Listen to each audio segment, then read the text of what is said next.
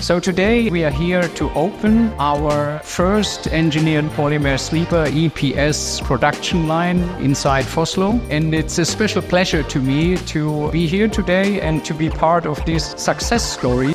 I really love the different workshops that prepared ourselves and gave us the technical information that we need to be ready to go in the factory and visit the whole production line, which is amazing. So thank you very much, Foslo, for this event.